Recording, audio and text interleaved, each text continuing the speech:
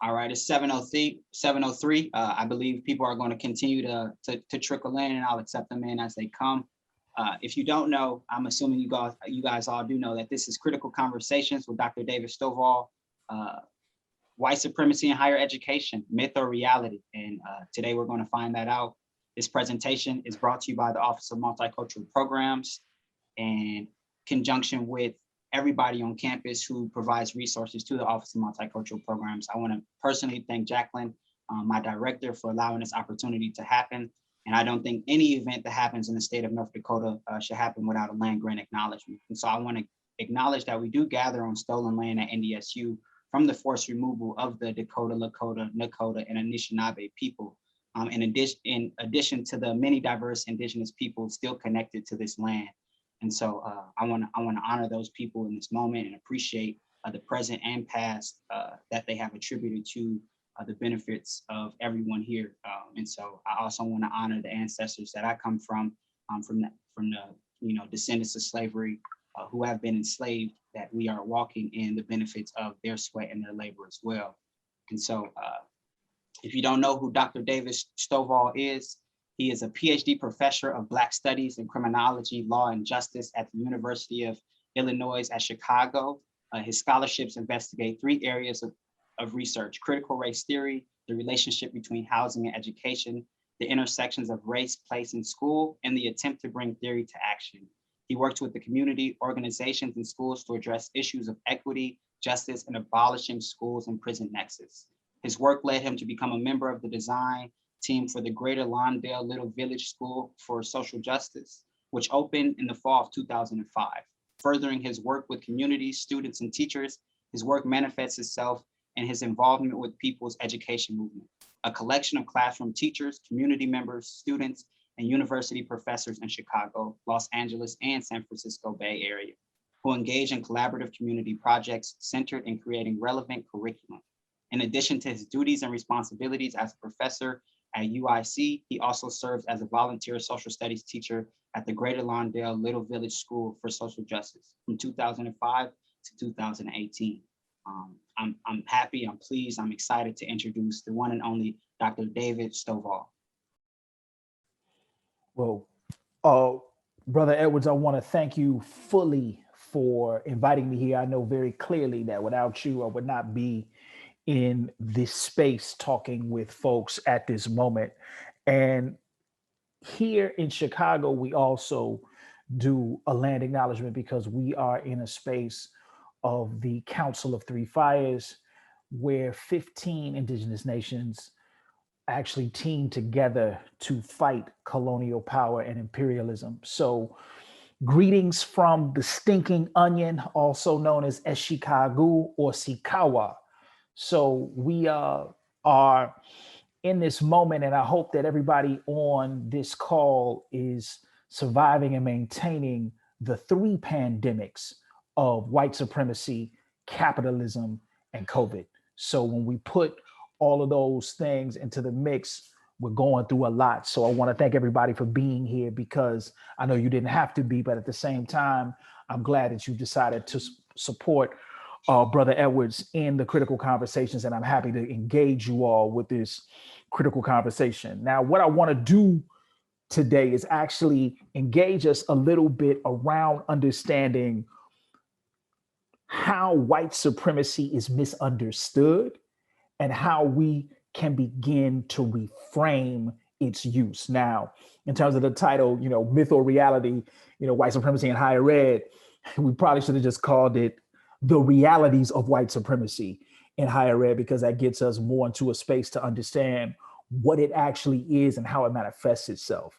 And you all at a place like North Dakota State are ensconced in this understanding of what it means, or to what extent is the stories, histories, and understandings of people who were there long before settlers, and now really understanding settler colonialism and imperialism as forms and functionaries of white supremacy. And because they are, it's important that we get a operating frame by which to work. Now, one of the things that I think is important to say about institutions of higher education in relationship to people of color, whether they be Black, Indigenous, Latinx, Asian American, Pacific Islander, Middle Eastern, South Asian, is that institutions of higher ed in and of their structure are hostile, right? Remember, these were spaces that were developed for folks like states, like the wealthy, like contributors to aggrandize themselves, right? North Dakota State has an endowment. North Dakota State has buildings that are dedicated to somebody who gave a shit ton of money, and now they see their names around these places. So though institutions are not structured to contest those particular machinations, right? Institutions aren't developed to challenge white supremacy. Institutions are not even challenged to challenge themselves, right? So institutions want to maintain themselves, right? So systems do not create other systems or processes to destroy themselves. Systems want to maintain themselves. So now, because higher ed wants to maintain itself and to maintain its connection to the project of settler colonization and this actual deepening of white supremacy, we should always understand them as hostile. And that particular hostility is one that I think folks get flustered by, but I think we can develop a set of understandings that allow us to engage it in a particular way. And this is what I mean by that. So when I talk about white supremacy, I am making a specific delineation between white supremacy and what I know to be white nationalist terror. And I think it's important to make these distinctions because white nationalist terror is part of white supremacy, right? Often a significant part, but white supremacy is a little more innocuous. It's a little more ubiquitous. It is a little more all-encompassing. And because it's all-encompassing, oftentimes we don't know how it operates, we don't know its function, and we don't know its rationale. Now, when I say white supremacy, I am explicitly talking about the views, the assumed views and values of white, Western European descended, able-bodied, cisgendered, Christian, heterosexual males as normal, right, and good. Everything else has been made strange. It has been made a target. It has been made other. Now, when we think about this, we have to see how this operates in real time. And I'll give you a very explicit example of this that we often just pass by. So if folks remember your high school days, or if somebody on the call is still in high school, everyone is required to take English. But we rarely ask, why is it called English? Because in English language arts classes, you're not being taught English. But what are you being taught? You're being taught the literature of England, right? So now people have made, some adjustments to it, but English in its original form was to teach the literature of England and then expanded a little bit to Western Europe. And we never question that. And because we never question that, it is akin to this same views and values of white supremacy in thinking that everything else has to be othered, right? So we talk about indigenous history, we talk about Black history, we talk about Latinx history, and history still gets preserved as the domain of white people or Western Europe. Now, I also want to make another distinction. When I'm talking about white supremacy, that is different from white people or people who happen to be white. White supremacy has two particular forms that are critically important. It is the material form in terms of what are people doing that is tactile, that is limiting the opportunities and practices of Black and Indigenous people of color and other people of color, excuse me. And then there's also the ideological frame.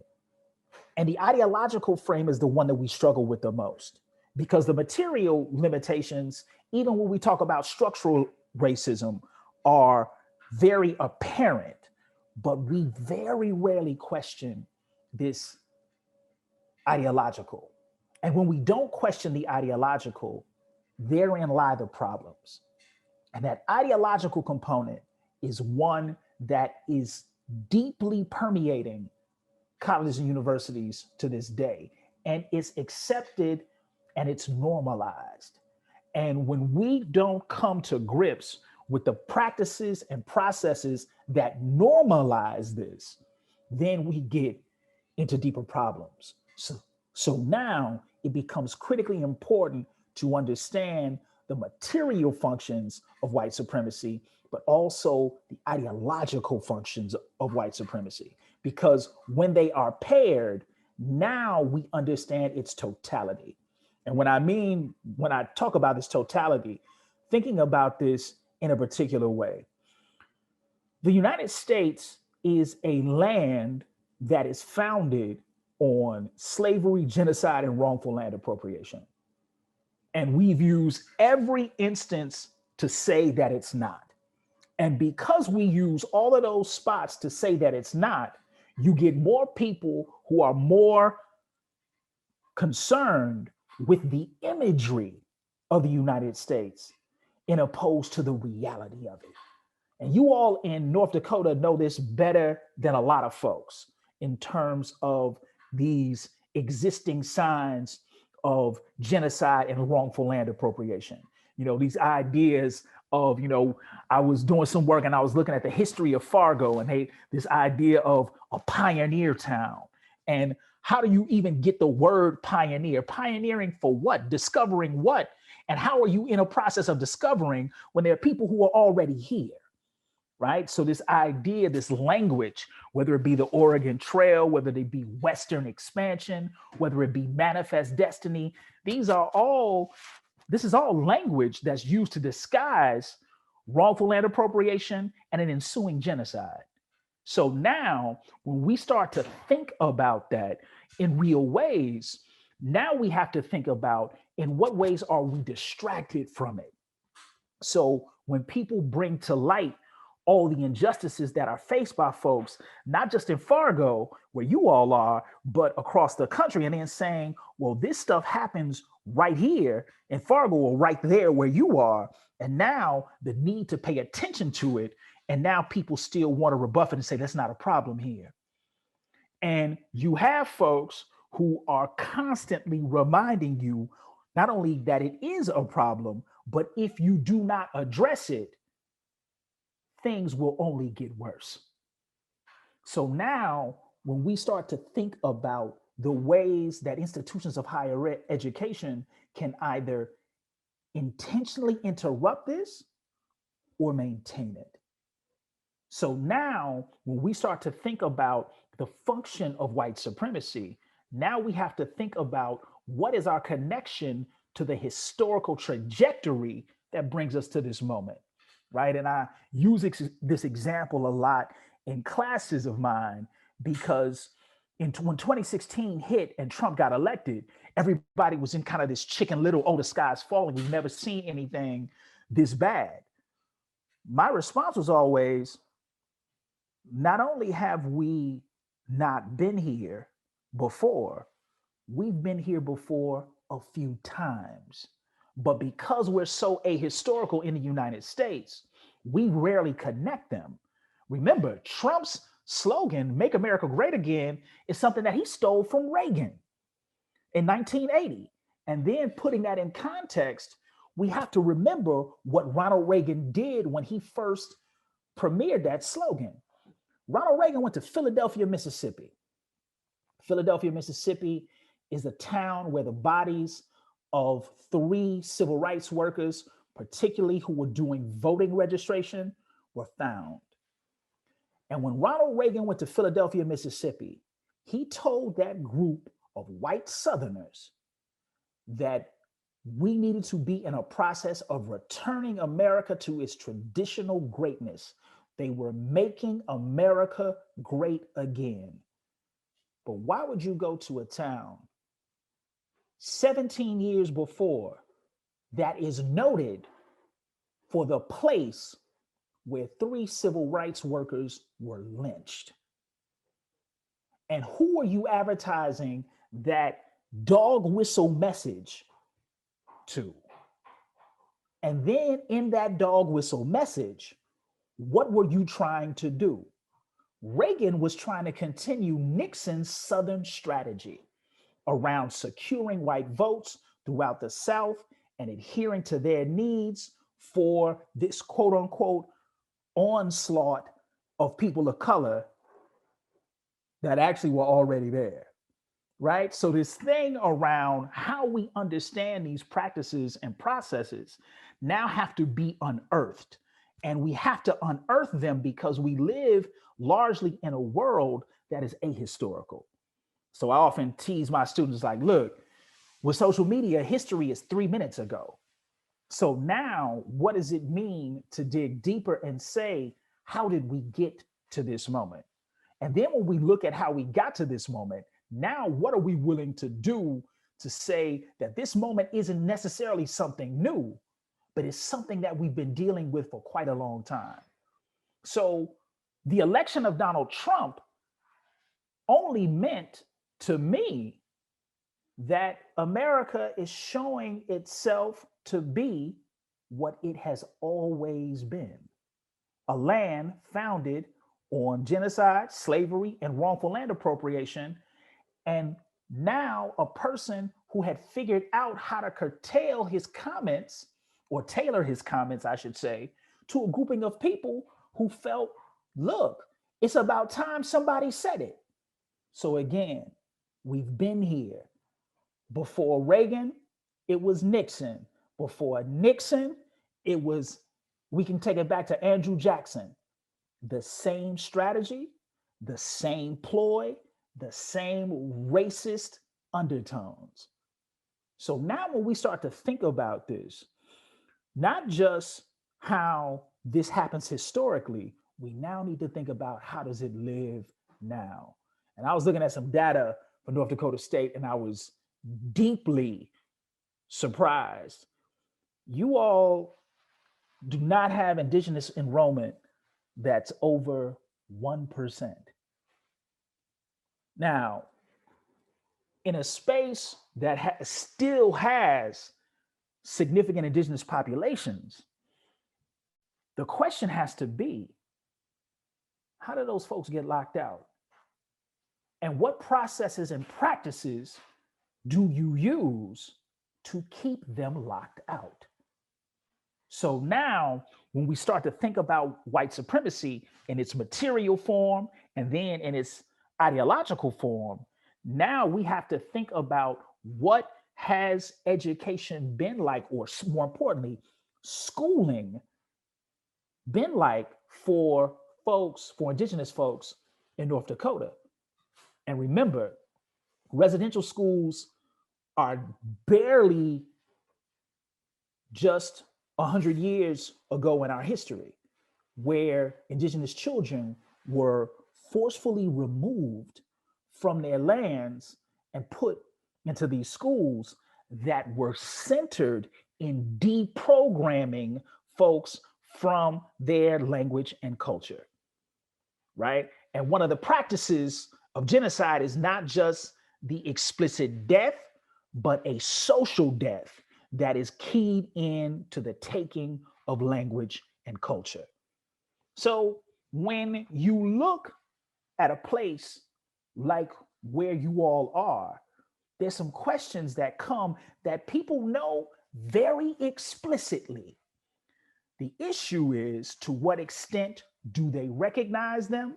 And more importantly, what strategies do they use to divert you from paying attention to them, right? Saying things like, "Oh, that's not what we do. Well, that's not a problem here," or "We'll do better," or "This is something that we won't tolerate."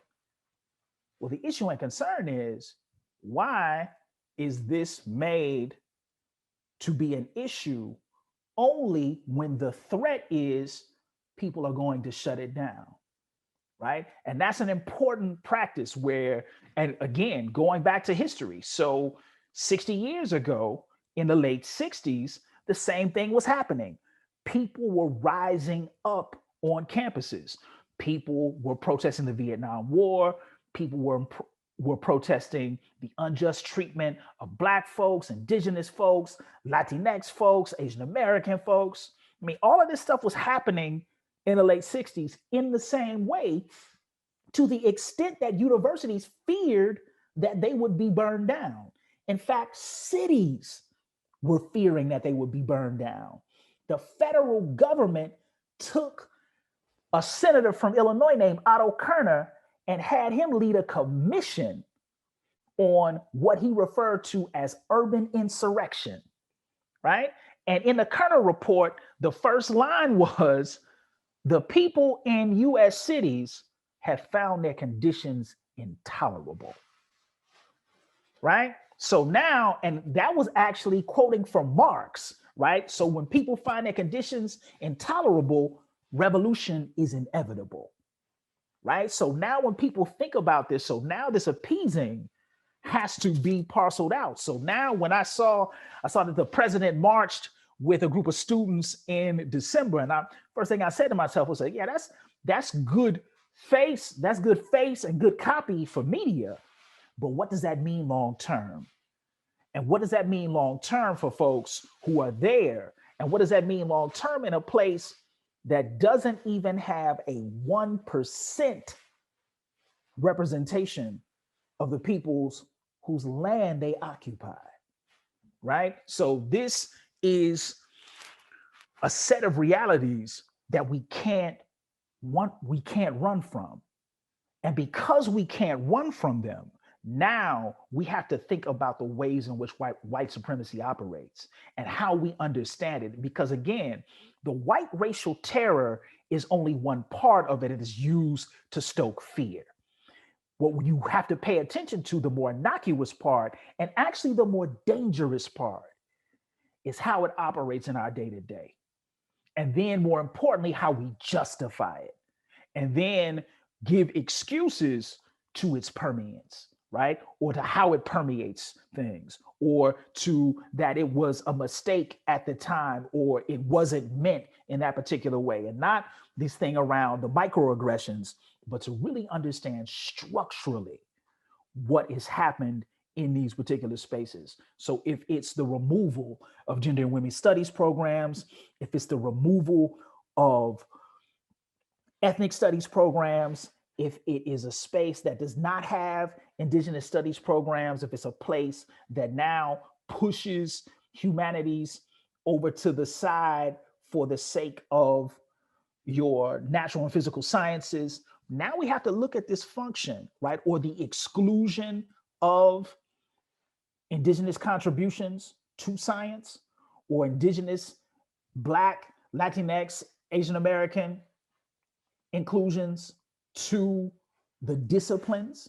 So now we have to think about, what is it that we are struggling with? And what we're struggling with is the normalization of white supremacy. We're struggling with how we combat this in real time, and really being deeply critical around when it shows its face. Because in so many instances, it's passed off, and we only think about white supremacy in this crisis moment. But it's actually more deleterious in its everyday moment. So when we have those English classes that are not teaching folks English, but the literature of England and Western Europe, or when we teach things like the Oregon Trail or use words like pioneer without the story of genocide and resistance, we're doing ourselves a disservice. So, what does it mean to enter those difficult and messy spaces? Because history is neither easy or nice. And when we start with that, now we have to lean on the accuracy of our records to say, what's happening here? I've looked at the North Dakota State archives, and it was interesting to me. You all have a space that outlines the history of Fargo. And it was interesting that in those categories, I did not see race, I did not see class, I did not see gender, nor did I see conflict. And it is impossible to tell the story of cities without that particular understanding. So when I'm looking in your archives, all I have to see in terms of the ideological commitment to white supremacy is the inability to name conflict. And see, a lot of times, and I want to be clear about this, a lot of times people think when you use terms like white supremacy, you're calling folks racist, you're admonishing people. That's not it.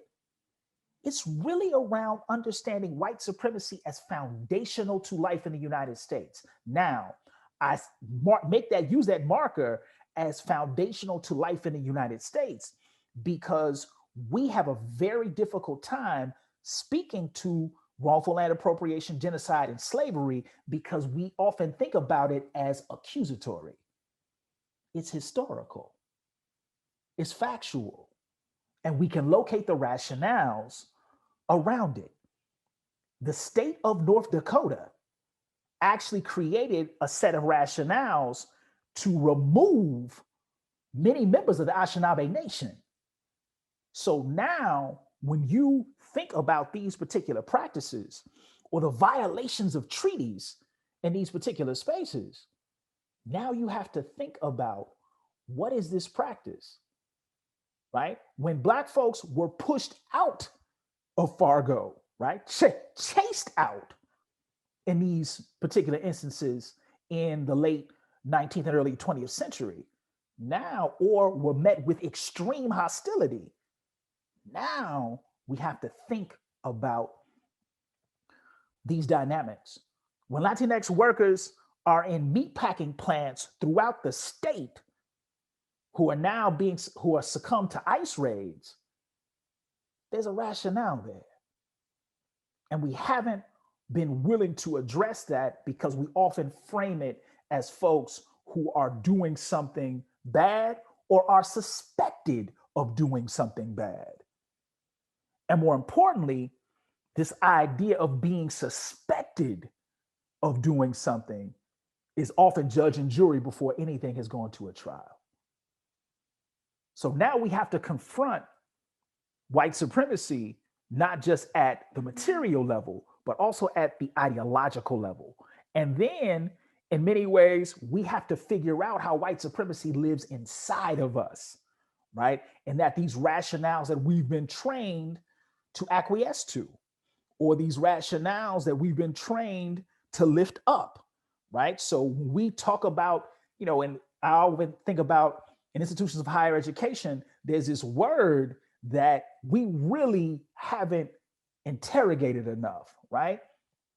And when we say canon, right, when something is in the canon, what are we really talking about?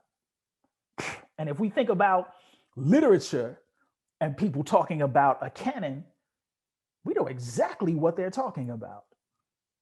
And the issue is, to what extent are people lifting up this canon and not asking any questions of it? Because when you don't ask questions of it, you now can't begin to consider who's been excluded. And more importantly, what has been the rationale for their exclusion? right? So when you're teaching poetry, whose poetry? When you're in the physical, biological, natural, and engineering sciences, why is there an abject exclusion of indigenous ways of knowing, of Black folks who contributed to the sciences, of Latinx folks who have contributed to the sciences, of Asian American and Pacific Islander folks who have contributed to the sciences, of Middle Eastern folks and South Asian folks who have contributed to the sciences? Why is our work abject? And why do we use terms like objectivity to further push out the inclusion of folks who were instrumental to our processes of understanding the various disciplines?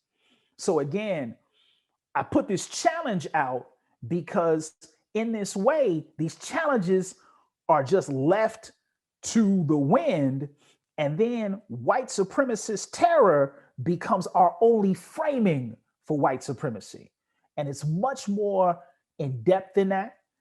It's much more ingrained in that. And we have to grapple with the ways that it's ingrained in our work. Now, I actually ran across this statement in doing some background work on what's been happening up in North Dakota State.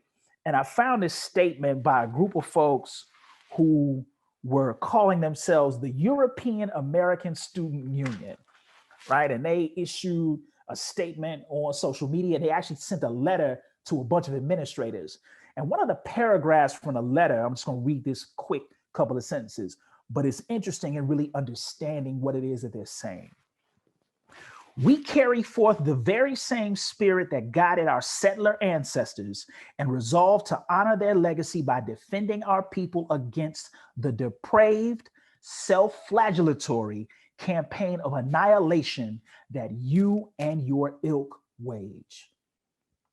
Now, when you look at that, there's a lot of theater in that comment, right? This idea of, the same spirit that's guiding the settler ancestors, and then this idea of a depraved, self-flagellatory campaign of annihilation, right? That's their very highfalutin way to say to other white folks who have positioned themselves as allies that you all are doing the work against what white folks should be doing in the first place. Now, when you look at this particular space, I am less concerned about the European American Student Union and much more concerned about the capacity of folks to actually believe what they issued. And I think this becomes important when we start to understand the world in terms of its complexity. Remember, 55% of all white women still voted for Donald Trump. And this is not so much about partisan politics as it is about an ideology that maintains a racial hierarchy. And herein lie the problem. This capacity or this ability to maintain this racial hierarchy is ever present in colleges and universities. And students are fed up with having to fight it. And they are deeply tired because they have to fight it. So now the question becomes, how do we support students who are catching this type of hell? And how are we intentional about standing against these frameworks that deeply antagonize and terrorize students? So again, at the material level, you got folks issuing statements like this. You got people being chased or people being accosted, right? That's the material, that's the terror end of it. But ideologically, you still have very few people who are willing to challenge its permanence. And when you start with understanding that the place in which you reside is an extension, like where I reside in Chicago is an extension of the project of settler colonialism, is an extension of a practice that is the result largely of genocide, slavery, and wrongful land appropriation, then we have to ask a different set of questions. And now we have to be intentional about what are we actually doing to refute this, and then how we can no longer be concerned about the folks who are saying, oh, we got to do this again. Oh, why don't we ever talk about the good things? And when people say those things, the answer that I always give them is because most of the things that people are purporting are good are not historically accurate. And that demand for joy is a space that we really haven't gotten to just yet. So now, when you start to talk about the importance of bringing these things up, it brings up another thing, and that's the idea of resistance. So now, instead of teaching enslavement just as this thing that happened to African descended people, now the responsibility is to teach resistance, right? You can't teach indigenous history without understanding resistance. And since there has been white supremacy, there has always been resistance. And now the capacity of us to engage that resistance becomes even more important because we see what folks are going through. So for people on the call who have been out in the street, who have been supporting other folks who are deeply stressed mentally, physically, and spiritually, this becomes the moment where we figure out what our demand is for joy. And that doesn't come from any institution, right? It comes from our capacity to build that place because institutions are often hostile to it. Now, that does not dismiss us from holding institutions accountable. And I think it becomes critically important when we hold institutions accountable. Now that practice is saying, when we are here, are in these places, we need to have our humanities understood and respected. And if you want folks to be here, then you have to be intentional about what it means to have their humanity respected. And in many instances, our humanity is not. So now when we start to talk about these things, it's not just us just rambling off about all these random things that may not be connected, but it's really around understanding where we are in our respective locales. And in our respective locales, how are we intentional about naming the processes that continue to contain, maim, and dehumanize? And then when we start to name those practices, what is resolved for those practices? What do folks need for redress? And if we're intentional about what that redress is, now we can start to move towards things that have titles like equity and inclusion. And I think it's important to put this out about equity. Equity and equality are different things. Equality is the assumption that everyone has access to the same thing, which is always problematic. Equity says people should get what they need because they need it.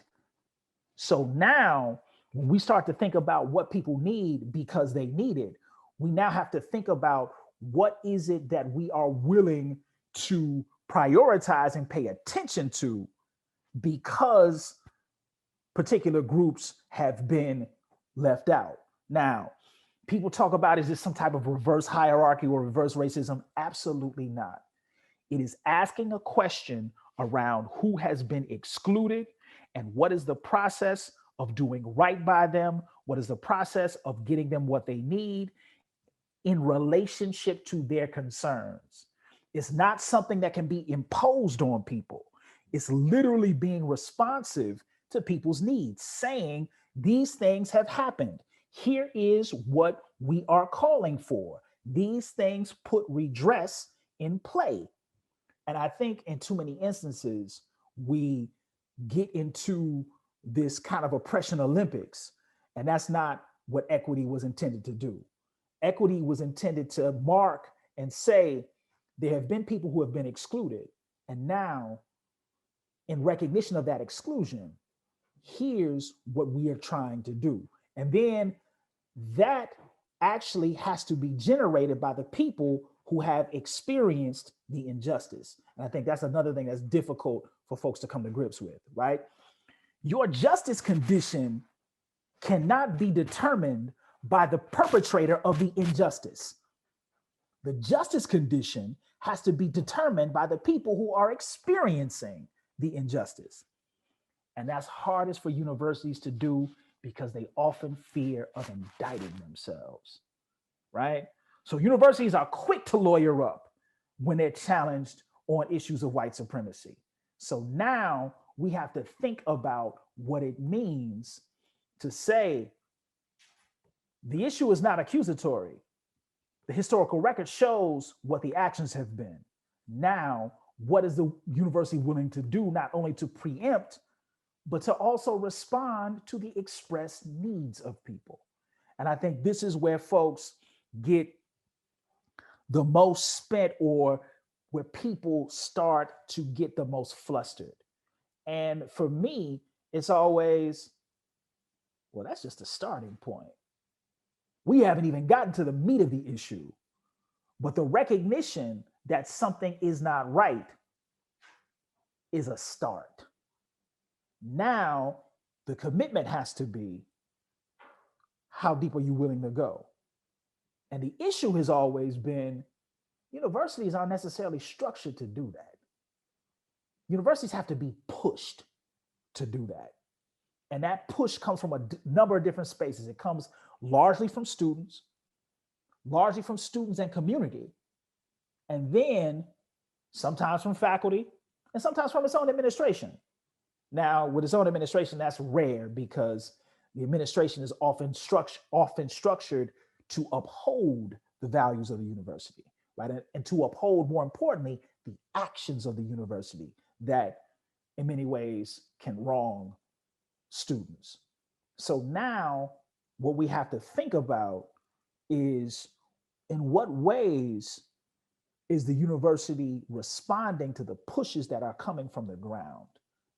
Because the expectation cannot be for those determinations to come from upper levels of the university, because those upper levels are intended to maintain power. So now the question that we have to ask from a justice perspective is, what are the interruptions to that power? And how are we willing to engage and interrupt that power in a way that is intentional, but also purposeful? Because in this moment, it's really challenging us around purpose, right? So when we're seeing folks murdered in the street by knees on their neck, or people shot in their houses when they're asleep minding their own business, many folks are appalled by this, and other folks are saying the only difference is that somebody caught it on tape this time. So now we have to recognize what it means to live in these conditions. And when young folks are in the streets of Fargo, North Dakota, at North Dakota State University, they are there for a purpose. So now what it means to be purposeful in our response is saying, there's some things here that are tragically incorrect, and there are things that the university has participated in that have actually exacerbated the points that young folks are making. Here's what we will do, and we will only do that in consultation and conjunction with the people who have experienced the injustice. And that's one of the toughest things for universities to do. Again, because they're not structured in that way, and then they're always worried about indicting themselves. But what we've seen is folks step out and do some things differently, right? So you have folks like Nancy Cantor at Rutgers University Newark, who says, look, we are clear about the participation of universities in the exclusion of certain folks. And here's what we're willing to do. So they got a whole pipeline program for folks who are incarcerated and formerly incarcerated, and folks from neighborhood schools in the city of Newark, and have created pathways for them to attain degrees from Rutgers Newark. Now, they got about 6 or 7 different pathways for this to happen, but what Nancy Cantor has put forward is saying, look, we know that this university has not done right by the folks that we have excluded. Although this will never repay them, here's what we can do in redress.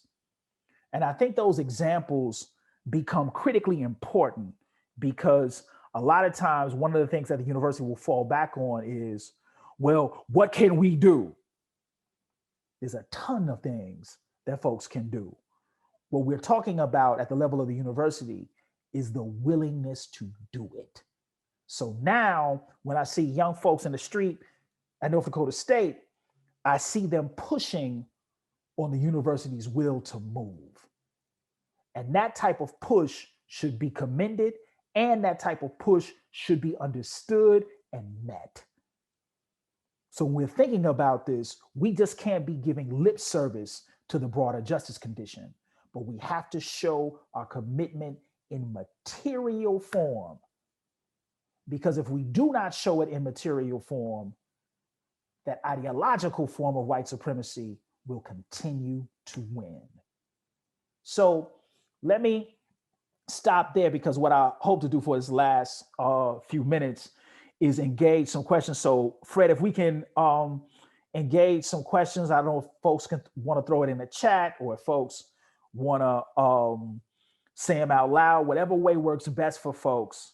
I'm completely open to, in terms of entertaining questions about what I talked about tonight, or other questions that you may have regarding some things that you've seen, whether in your locale at North Dakota State, or some things that you've seen nationally or internationally. So any question is a good question. But thank y'all again for even having someone like myself engage in a conversation like this.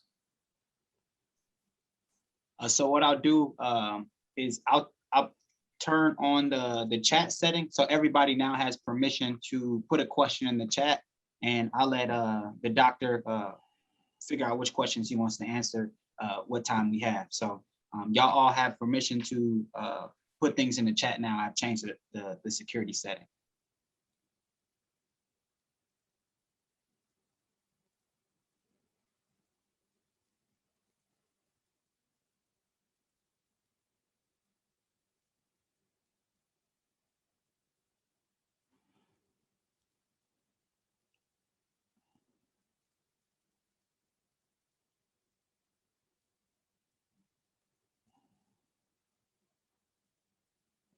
No, thanks again, Holly, for dropping that in the chat. I know, there's a lot going on these days.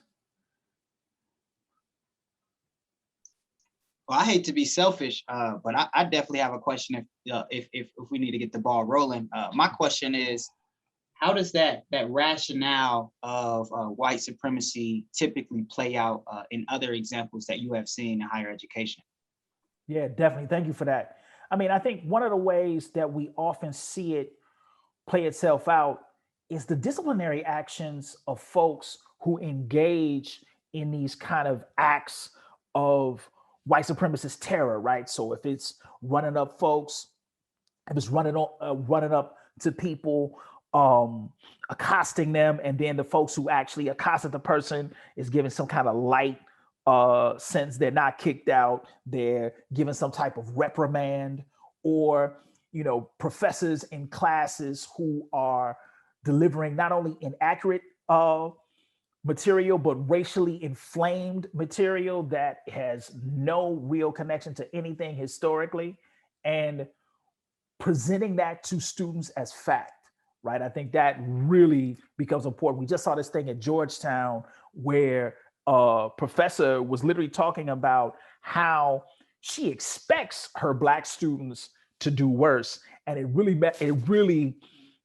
makes her angry, because she's always having to do all this follow-up work with them.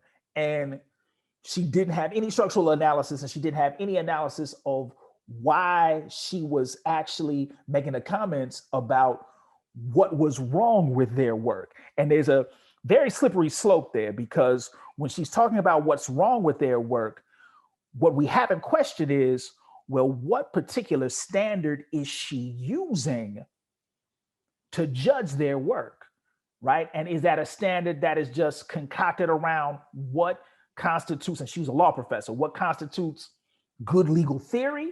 Or was it just some arbitrary standard that didn't have folks articulate, that people didn't articulate themselves in a particular way, right? So these kind of spaces around folks understanding what grades really come to be, right? These kind of arbitrary notions of judgment that aren't really based on anything except a randomized opinion. So you have all these instances where these things are manifesting themselves in terms of white supremacy ideologically on campus, right? It's something that has been in play for quite some time. So now this is a moment where people are really starting to highlight this, or, you know, these really strange instances where, you know, white faculty are posing themselves as people of color, right? I mean, this is something that not only is absurd, but, you know, just these practices that people are engaging that are nonsensical, but largely part of this idea that because they represent a conqueror, that they can do this type of work, right? And they can imitate folks or appear as folks and wrongly position themselves as members of these particular groups. So I think these are the ways in which white supremacy shows up ideologically on campus, right? And to Andrea's question, if you just look up my last name, if you look up David Stovall in Google Scholar, you'll see quite a bit of our stuff come up. So that's one of the easiest ways to find my stuff. And just something super quick, there's actually this dude in criminology who studies crime named David Stovall. So you might see some stuff that's talking about police and sheriff and arrest rates or what have you. We're two different people. So my stuff is largely looking at things like relationship between education and communities, critical race theory, school prison nexus. So but Google Scholar is the easiest way to find my stuff. And then this question, and I want to make sure I say your name right, Alice. How do we as students have the conversation about resistance and intentionality with our school administration when they don't always take us seriously? They've proven that they are scared of indictment and saving face for the institution. And this is always, and thank you for that question, because this is always this piece around what it is that you are pushing for, and now your capacity to galvanize allies and saying, okay, here's what it is that we need. Here's other examples in the world that actually do this type of work. And here's what we can do here. And more importantly, saying things like, and we got folks who are willing to do this right now, because the university never trusts your capacity to organize. The university hopes that they could wait you out until you graduate or until they try to kick you out, right? So their thing is, the perseverance in this is to put forward the programming or the work and saying, not only is this thing possible, but here's what we have the capacity to do right now. And that's something that the university never expects you to be able to do, right? Because again, they're scared of that indictment and they want to save face. They're not expecting you to say, okay, here's what we have the capacity to do right now. Here's what we need, and here's how we can make that work. They don't expect you to bring a plan to the table. They just expect you to complain about things being wrong. And I think that's always a critical piece. And that's always this point of resistance that you can build on, right? So people who come after you can still build on that practice and say, no, we can actually do something. We have the capacity to do this right now with this set of resources, but what we need you to do is to do it, right? I think those types of things are the most powerful in pushing universities to move in terms of recognizing their capacities and now what they can do moving forward, and then the resources to maintain that thing that you're demanding. And then from Anthony, you mentioned some people who are doing things right. Do you have any educators, universities that are doing well that we can model our goals by? Also, do you recommend all protests have a set goal, demand, or should the protest be an expression that encourages a response from the system? I think in terms, let me go with the protest question first. This is good that, well, the protest is actually to bring attention. Now, when the university moves and says, okay, we're willing to sit down, that's when you have that plan prepared, right? So that is not necessarily the protest just to get the university to move, but you want to be purposeful, because when they call you in to those spaces, you want to have something ready to go and say, okay, here's what we can actually do. Here's what you all have been doing that is most problematic, but here's what we can actually do. Like bringing that stuff to the table becomes important, right? And so a place that you all could model yourself or use as an example is Rutgers University, Newark. And the person's name is Nancy Cantor. Her last name is Cantor. And look, she's the provost. And look at the programming that they're doing in the city of Newark in terms of creating pathways for folks to get degrees at Rutgers University, Newark. So it's really a plan around community inclusion. So though that's a space that you could really look at and see examples of people pushing for different ways of doing and knowing in terms of, and they're very intentional about their process, right? And they this is from Jacqueline. Say, work at a small school. We have a number of Black athletes, and I get the sense that when they are being athletes, they are accepted. But in the classroom, we want them to be academically white to fit the role mold of the privileged white student, right? Or is this just my imagination, or is this fairly typical? What can I do to remove whiteness and privilege from traditional grading practices? Now, because it's really not this thing around the grading practices, but more so what you named in the beginning, right? How Black athletes are treated. Like if you think about the small school where you are, and then in places like North Dakota State,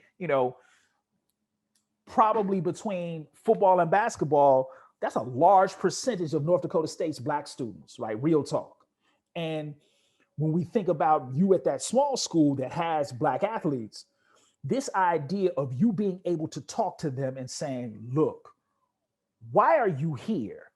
And then what is the expectation, or what do you expect to get from this place, right? Because a lot of times, because athletes are positioned in these kind of lauded spaces, they don't have people who are willing to give them real talk, right? Because they're moved and they're shifted around in all these spaces just so they can play football, run track, play baseball, or what have you. So now you have to step in between that and say, look, why are you here? And if you are clear about why you're here, what is it that you're trying to do? And then as a practice, you can have them name some allies. But again, the allies can't be the people who are just passing them through, but the people who are giving them real talk and who are willing to challenge them. Because I think that's the thing, right? Especially even at any form of college athletics, you have come through an experience where you've been lifted up in the high school space. So now, what does it mean? Because it's not necessarily trying to cut folks down, but it's really saying, okay, what are you trying to do? what are the challenges here? And then being consistent with them and saying, look, it's a whole lot going on here. And in any given second, you need to understand that this space will spit you out. It will discard you. They already consider you disposable. So now, with that understanding, what are you willing to do? Now, when you had that conversation with them, you can't leave them hanging. Now you have to figure out what are the support mechanisms where folks will be in concert with them, in spaces with them, who will continue to have that conversation with them, right? Sometimes it could be a member of the coaching staff. Sometimes it could be a faculty member who's willing to challenge them. Sometimes it could be a trusted member of the staff. But it's really important to find those folks, because if their head is in the clouds, then the fall is treacherous.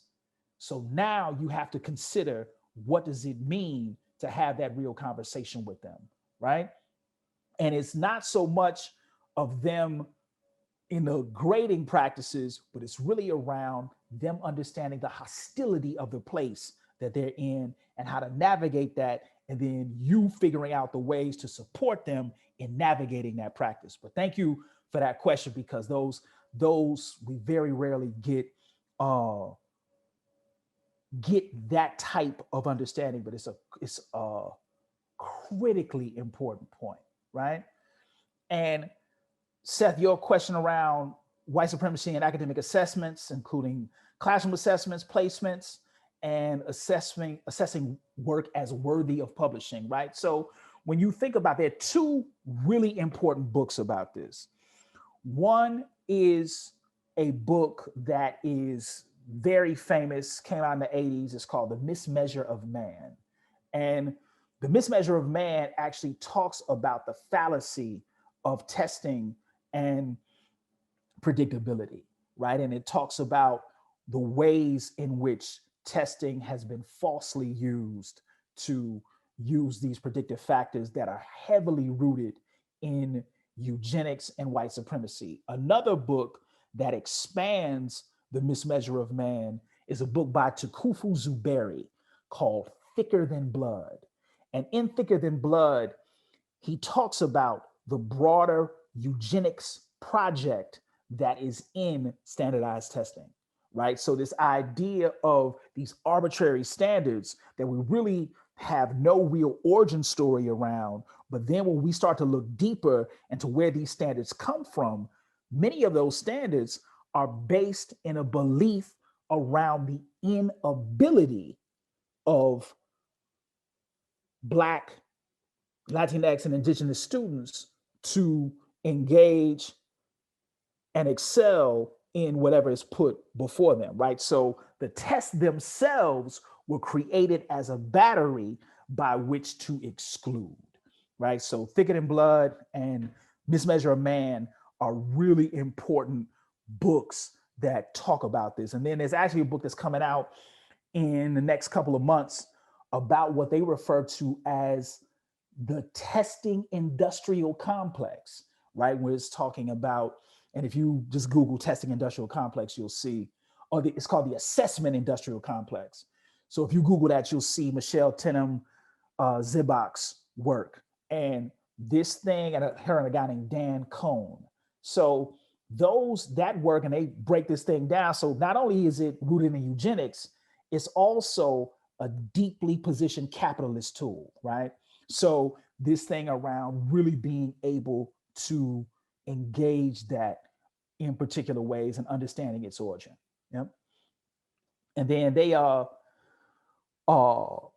from Alice, it seems that our university is primarily reactive. We have to hold a protest or demonstration with media or we don't see a response. How do we keep holding them accountable when we can't have a protest every week? Critically important question. This is why the plan for what you all want to do becomes even more important than the protest. So it's really around laying out, what is it that you're trying to do? How do you need the university to move? What are starting points that are currently there? Because a lot of times universities like to respond, well, we can't do that. And the retort always has to be, well, you have these things in place currently. Here's what you can do with these with the current programming or support that you currently have. Here's how you increase that particular support, and here's what you can do in the meantime. So I think those things really become important by looking at what's currently there now and what can be enhanced, right? And that's the thing that upper level higher ed administration does not expect you to do, right? But in order to do that, you have to have that coordination and planning amongst yourselves. So when you approach them, you're saying, look, here's what's in your wheelhouse right now.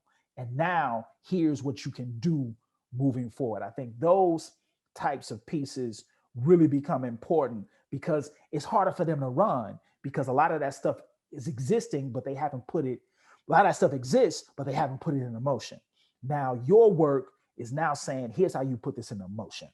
And I think now when you start to garner support from people like faculty, other staff members, community members, this really becomes important. That's what they move. That's where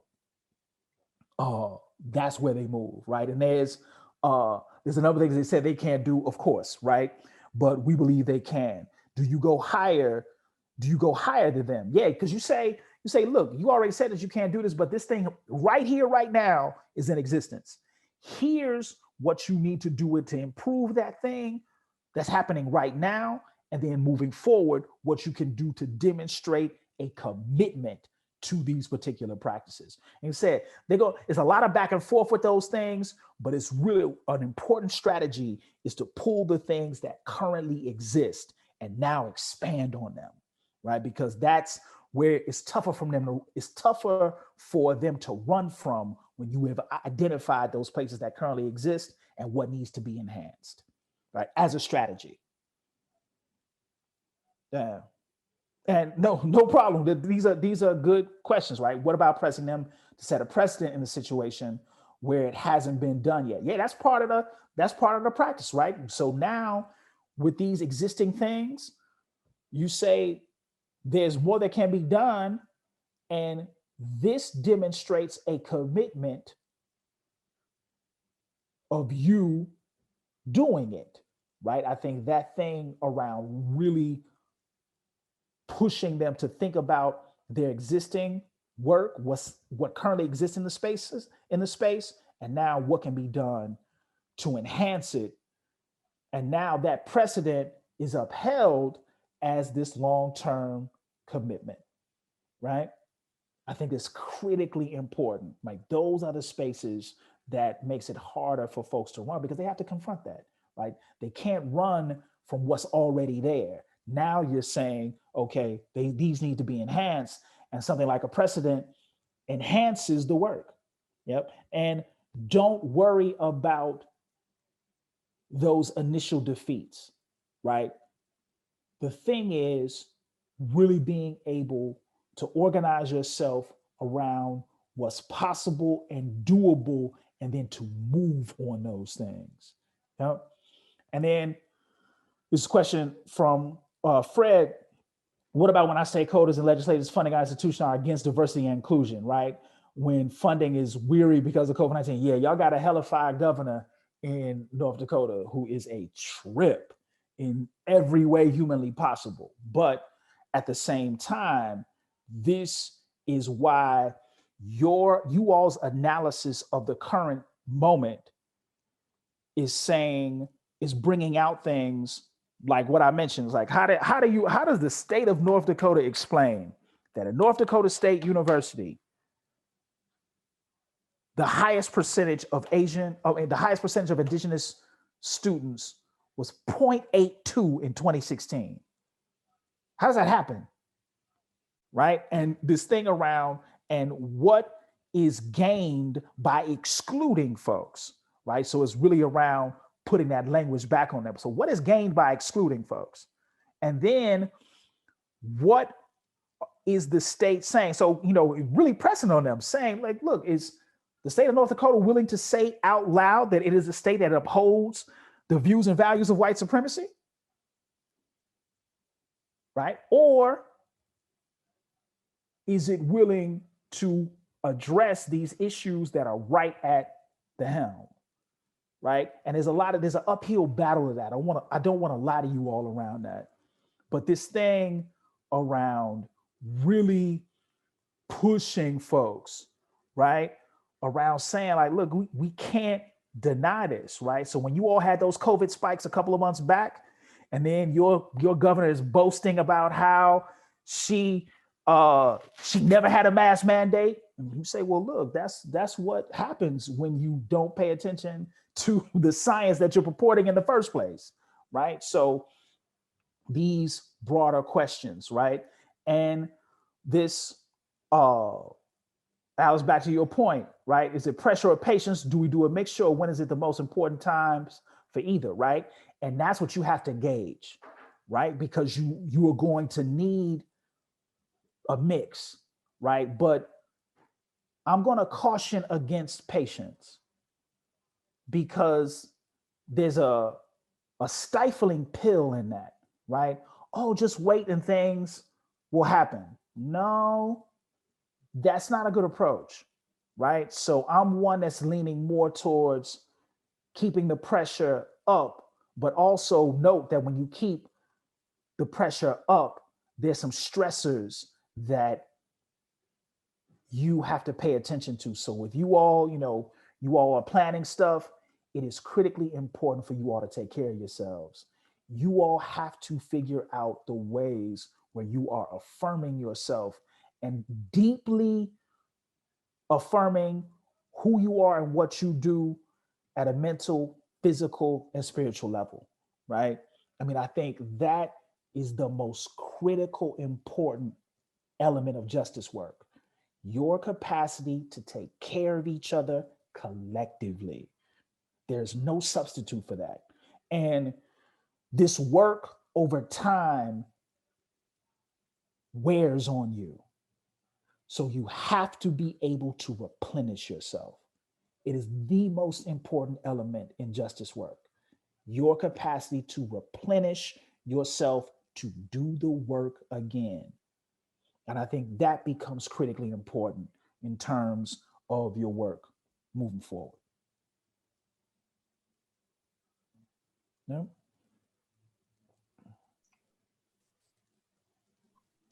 Like a breath of fresh air, like being in a desert and you get a bottle of water, like not having food for a couple of days and somebody brings a meal to you. I appreciate you for replenishing us. Allie actually is a very strong force in our NDSU community who does a lot of demonstrating. So everybody on this call, I appreciate them for being here. For Dr. David Stovall, I really appreciate you answering questions, giving context. I was actually typing so much at one point, I couldn't hear what you were saying, so I stopped typing. And so I just want to say from the bottom of my heart and from the NDSU community and everybody who genuinely cares about what is happening, we appreciate you for being here, for taking the time to answer questions, to give us resources. I think even Steph, one of the smartest individuals I know, asking for those resources is because we're hungry at the school for change to happen. And I think we actually have some administrators on the call, and I'm hoping that they got to soak this in the same way that we did. Like I said, again, that breath of fresh air. We commend you. Tomorrow we actually have a protest planned, and we're going to stand up and we're going to demonstrate some more, because I feel like a lot of students feel ignored. And so you coming couldn't have happened any better at a better time. I actually learned things about North Dakota I had never learned, and I'm sure other people on the call has as well. And so I just want to thank you so much for being here and allowing us the opportunity to hear you. Man, look, appreciate y'all, man, fully, man, because I know it's real out there, man, and wherever we are, wherever we're doing work, I want to be willing to demonstrate my willingness to support, man. So thank y'all for even having me, listening to me, and engaging me, man, because I know the work is everywhere at all times. So thanks to y'all for doing that work, right? And be safe and wishing you all calm and ease in your process as you move forward. Absolutely. I'm gonna allow people to kind of give their thank yous to you. We got people from Bismarck High, we got people from University of Minnesota Duluth, but primarily from the North Dakota area. So I'm gonna let people get in the chat, say their thank yous, and appreciate that. And everybody who thanked me, I appreciate y'all, because at the end of the day, I can't do this work alone. And I think a lot of people know that. And so I'm just honored to have had this event. I think I'm about to graduate in May, so this was kind of my last shebang, one of the last events that I got to program here at NDSU. But I think this was the best event that we've had. So thank you so much. Man, thank y'all again for having me, man. I truly appreciate it, because I know y'all didn't have to. Absolutely. And if we want to find you in the future, I know you say we can put you on Google Scholar and look at your research. Is there any active things that we can kind of follow, whether that be a website, whether that be some podcasts or videos? I know I see you on the RILE conference. And so is there any other ways that we can kind of keep soaking in this knowledge? Yeah, so I put my email address in the chat, and then I'm also going to put a couple of groups of people that I work with.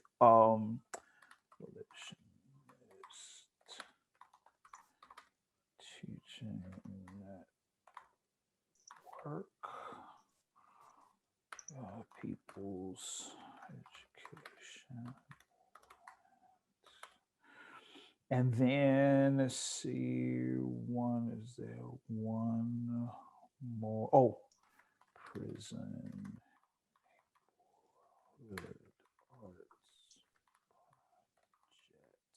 So what I put in the chat is my email, and then a couple of organizations that I've been working with over the last couple of years. So you got the Abolitionist Teaching Network, the People's Education Movement, and then the Prison Neighborhood Arts Project.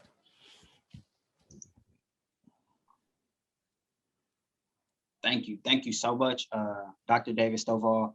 I'll probably be in contact soon. I know a couple of people on here, they're probably gonna try to hire you on and get you to do some things, to work it in their budget, because this, like you said, it's an ongoing thing. And I think the analogy that we can use is kind of that flywheel. Like, it takes a lot of pushing to get it going.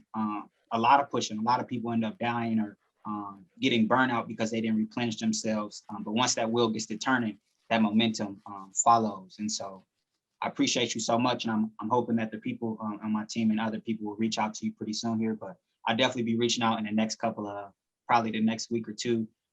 And thank you so much. I appreciate you greatly. Yeah, man, thank y'all so much, man. And y'all be easy. Take care of yourselves.